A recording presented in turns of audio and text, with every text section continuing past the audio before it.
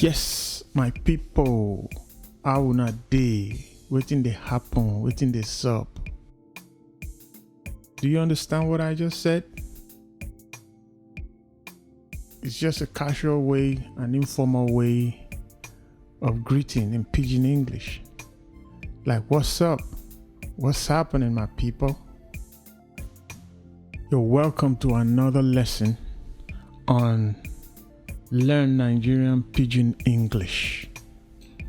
Yeah, in the last lesson, we were able to build some kind of foundation, giving a brief background and also able to introduce ourselves in Pidgin English.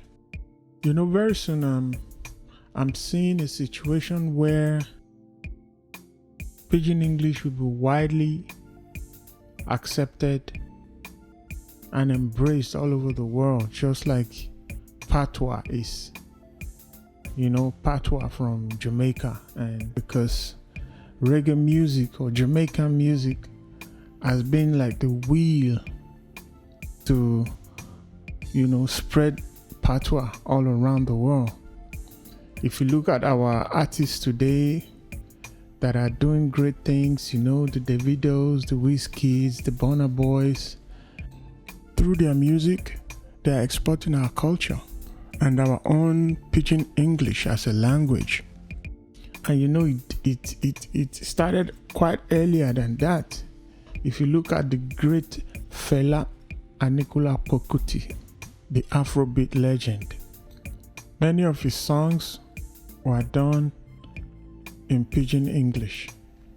One of the ways to quickly learn a language is to listen to music in that language. Like, you know, if you listen to reggae music, you hear a lot of patois, and from there you pick one or two things, and then, you know, it becomes something you can now, you know, understand and even speak. Yeah, in this lesson we'll go into some grammar, and we'll start with parts of speech.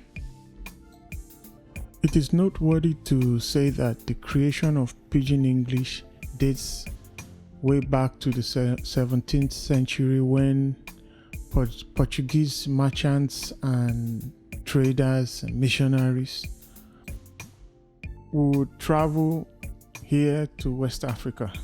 And the missionaries, traders, they will come to the West African coast for commercial and religious purposes. You know, so that was how Pidgin was formed, because there was no common language for them to communicate in.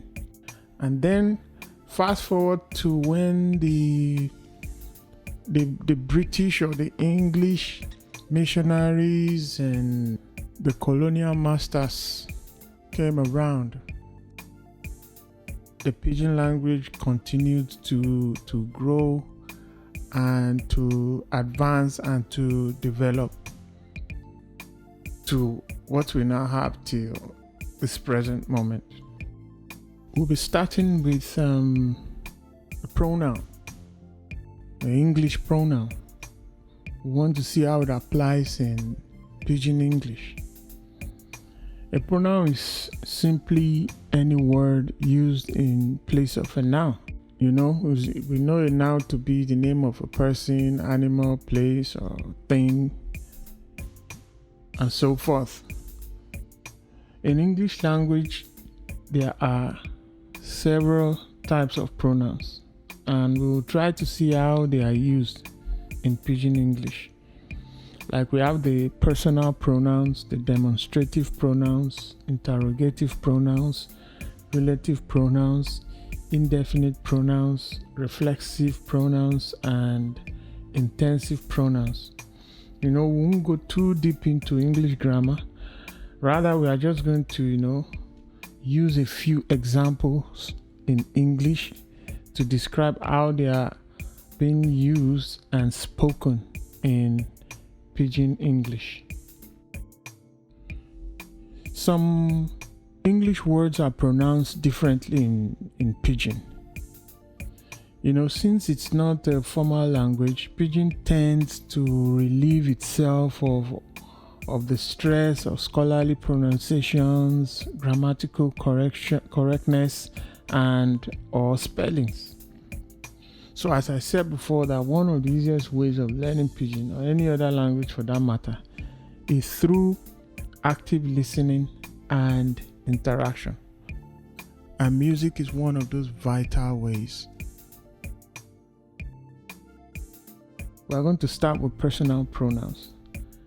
And in English language, as we see from the screen, we have I, you, she or he, it, we.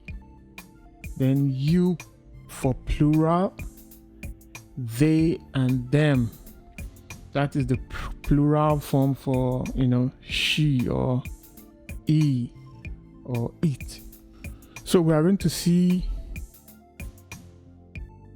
those pronouns in their Pidgin English form. For I, which is the singular for personal pronoun, the same thing is I. Then you is also you. She or he is also the same thing as she or he. It will be something like he or am.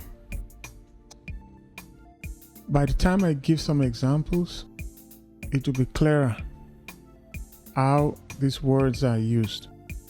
We is the same thing as we. Then for the you plural, we have una, which is U-N-A, una. Then you have they or them. The Pidgin form will be them, which is D-E-M, them. So let's just quickly touch on some examples for each of those forms of pronouns. In English language, you see, I know how to play soccer. So you see, I, a pronoun, I know how to play soccer. The Pidgin will be, I sabi play soccer. I sabi play soccer. Then the next example, can you hear me? Can you hear me? The Pidgin form will be, you dey hear me? You dey hear me? Or she you dey hear me? Then the next one, she or he comes from Calabar. The Pidgin will be, she come from Calabar, or he come from Calabar. The verbs in Pidgin English just stay as just present tense. It doesn't have present continuous or past tense or anything like that. When we get to verbs, I would explain on that better. Then the next one says, how are you? This you in this case is plural. How are you doing? The Pidgin will be, how una dey? How una dey? Then another example, where is it? It's under the table. The Pidgin will be, where am? Where am? It dey under the table. So you see how it's been used. Am and e. Where am? So you say, where is it? So it will be, where am? It dey under the table. That is, it is under the table. Then the last example here says, these people are tourists. They are from the UK. It will be, these people be tourists. Them come from UK. them come from UK. So can you form sentences of your own from these personal pronouns? Just give it a try, and you'll discover that it's not that difficult, really. So in the next lesson, we'll continue with another type of pronoun. You can leave your questions and comments in the comment section below. I'll be glad and willing to respond. Until next time, una bye bye yo.